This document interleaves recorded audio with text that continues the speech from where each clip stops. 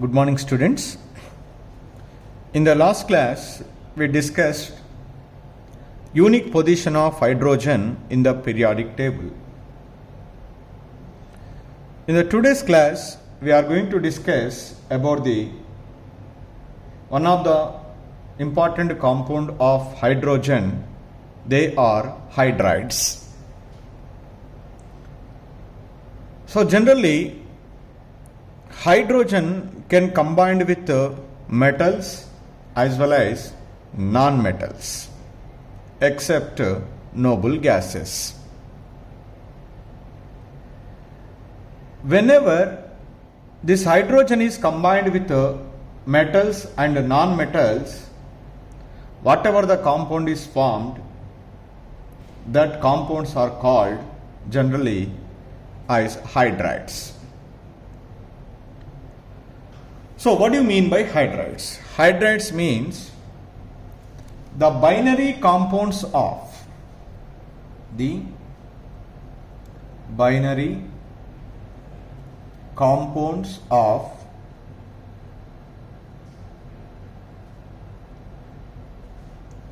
hydrogen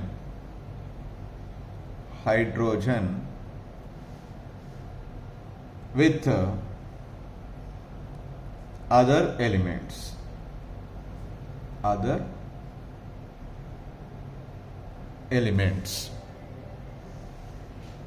are called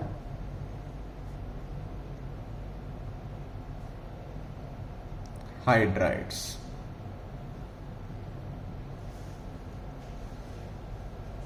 So generally, the hydrides have the formula. These hydrides have the formula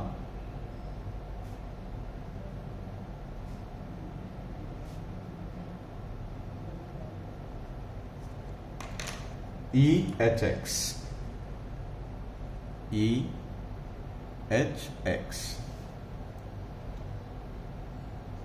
Or in some of the hydrides we may write EMHN,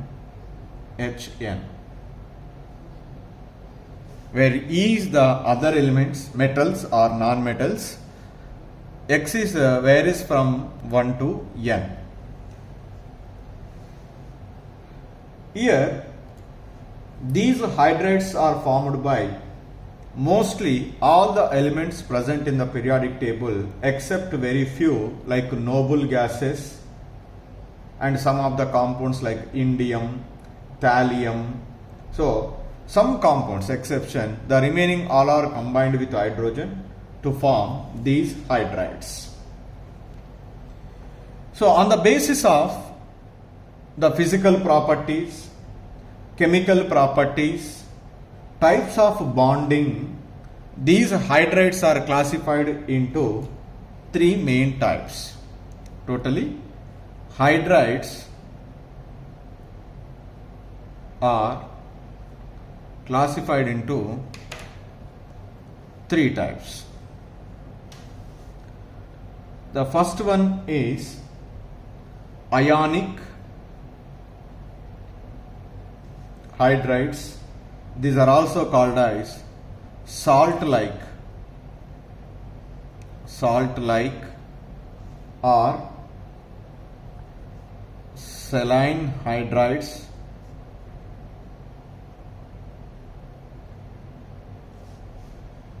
Second one is covalent or molecular hydrides. Covalent or molecular hydrides. Third one is metallic or interstitial hydrides. Interstitial hydrides. So totally the three types of hydrides are there. One is ionic hydrides, second one is covalent hydrides. Third one is metallic hydrides. So first let me discuss about the ionic hydrides. I'll put the heading ionic hydrides.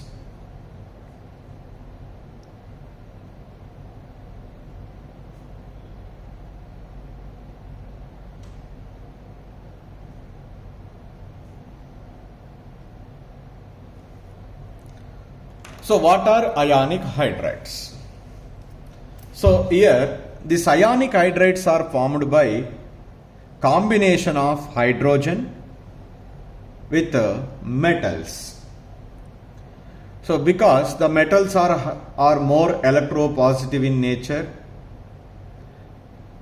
and because of that electropositive nature is clearly indicates they can lose the electron. That electron is gained by hydrogen. As a result, between these two, an attraction is developed, that is ionic attraction. That's why here these hydrides are called as ionic hydrides. That's why I write that these hydrides are formed by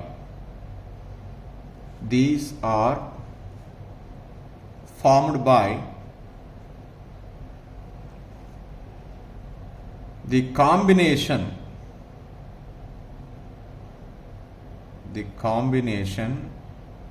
of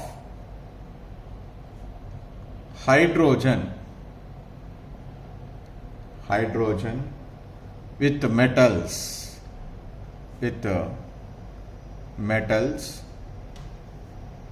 which have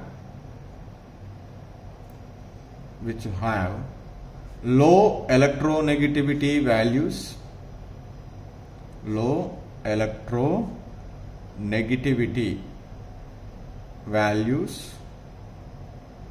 and high electropositive with respect to hydrogen, and more electropositive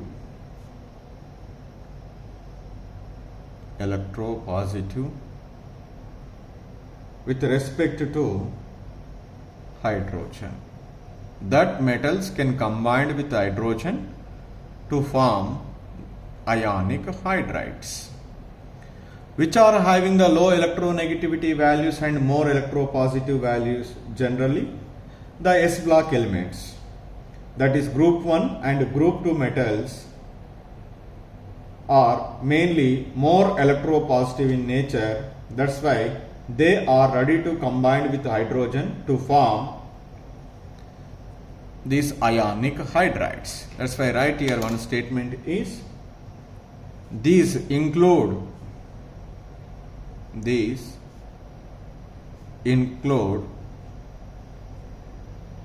elements of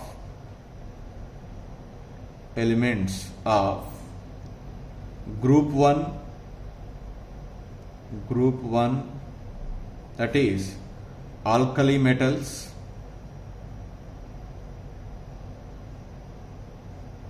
and group 2 alkaline earth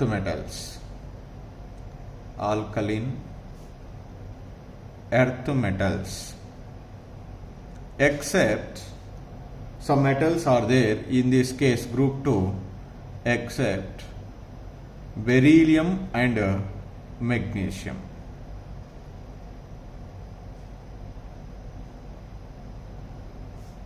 As well as some other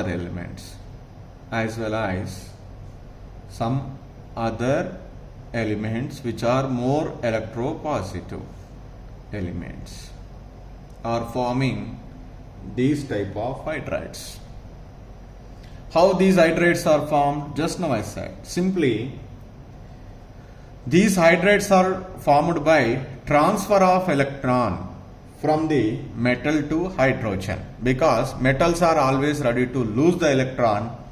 That electron is transferred to hydrogen, and hydrogen can gain the electron to form hydride ion.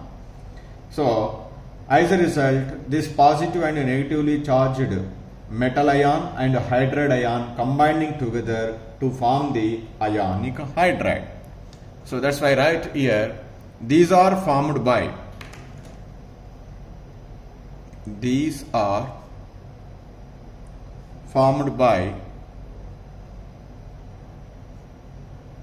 transfer of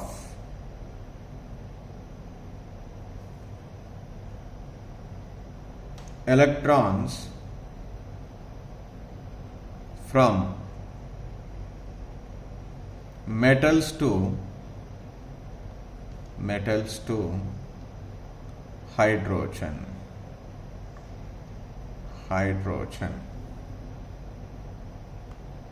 As a result,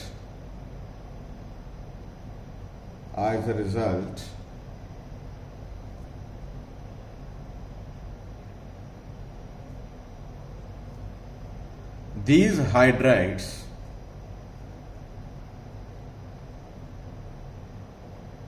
contain hydrogen as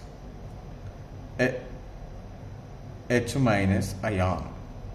H minus ion means hydride. So that's why in the hydrides, hydrogen is carrying the negative charge, that is -1. Hydride ion, H minus. For example,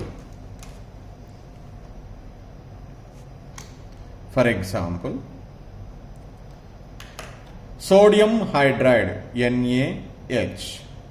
Sodium lose the electron so that it gets the plus charge. Hydrogen gain, that's why minus. Sodium hydride. Calcium hydride. Calcium is always ready to lose the 2 electrons. So 2 electrons are gained by 2 hydrogen atoms. That's why here H2 minus. Each hydrogen is carrying the, so -1. That is, we write as calcium hydride CaH2, 2H minus Ca plus 2. Lithium hydride. Lithium, what is that? Li. It belongs to group 1. It can lose 1 electron. That electron is gained by hydrogen H minus. LiH, lithium hydride. So now what are the characteristics of ionic hydrides? Here, these ionic hydrides are generally white in color or light gray color and non-volatile and non-conducting crystalline solids. These are generally white or light gray in color, light gray,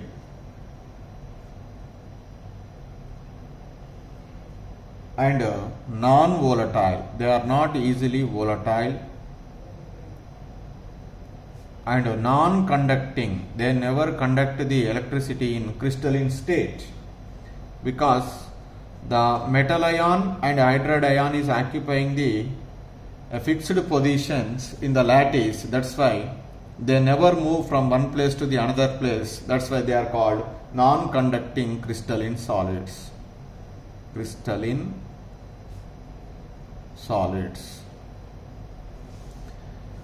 So because of occupying the fixed positions are held together by electrostatic force of attraction between the metal ion and hydrogen ion, these possess high melting points and boiling points. That's why they have high melting points and boiling points. So seems to be having the rock-like structure. They have a rock-like structure.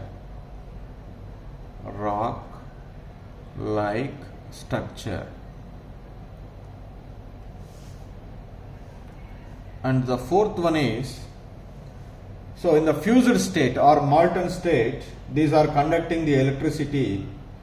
So because in fused or molten state, they will be dissociated into positive and negative ions. Positive ion is moving towards the cathode and undergo reduction. Negative ion is moving towards the anode, undergo oxidation. So because of this movement of ions, they are conducting the electricity. So during this conduction of electricity in fused state, hydrogen is liberated at anode. So that's why right the point is they conduct electricity in fused state,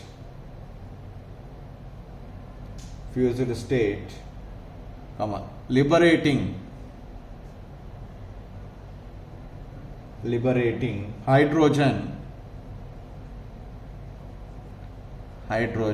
at anode,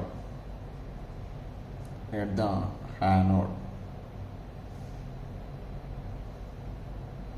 So for example, lithium hydride is there. The lithium hydride around 973 Kelvin temperature, it was dissociated into lithium plus and H minus ion. This is the cation and this is the anion. So at cathode,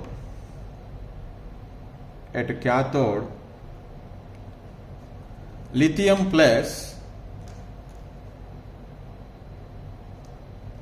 gain the electron and undergo reduction, and lithium is deposited at cathode. Deposited it is. Similarly, anode is the anion is moving towards anode. At anode, oxidation reaction is takes place, that is hydrogen H plus, so H minus is liberating the hydrogen. This hydrogen and hydrogen, suppose if we take the 2H minus, hydrogen gas is liberated. So to balance this equation, I write 2 lithium hydride, 2 lithium plus, 2 H minus, and here 2 lithium plus, 2 electrons. So that hydrogen gas is liberated at which one? Anode. So that's why in molten state, these are conduct the electricity. And these hydrides are violently react with water and producing the hydrogen gas. This is another important property. Ionic hydrides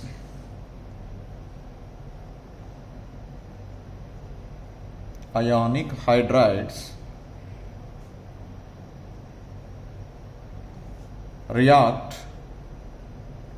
violently with water, producing dihydrogen gas.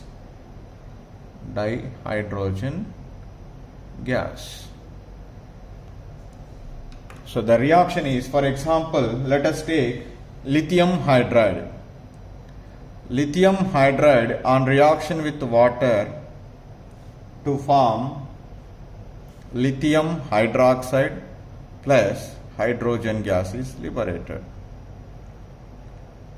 Similarly, let us take sodium hydride, NaH, is react with water to form NaOH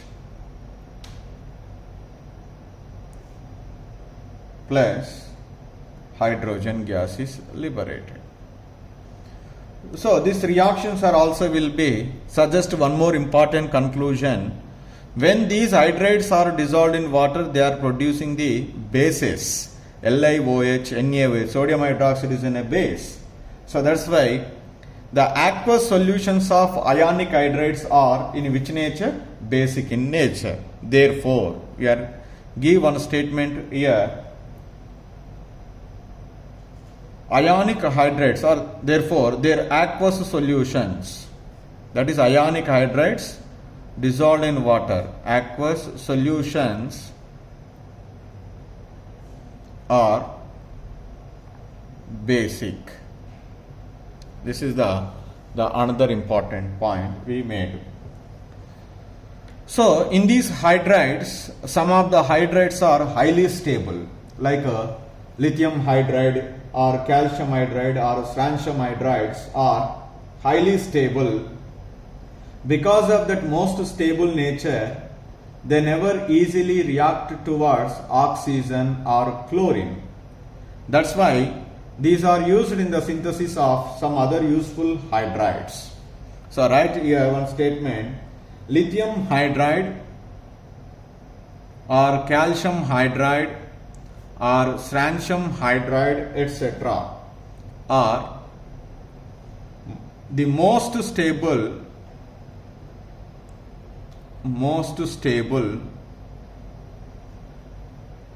hydrides. Most stable hydrides, because during the formation of these hydrides more amount of energy is liberated, so that is corresponding to the always said to be more stable. So that's why what we say, these are unreactive towards the oxygen or chlorine. Therefore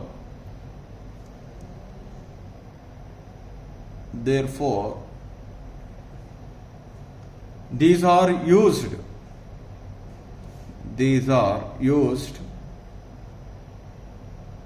in the synthesis of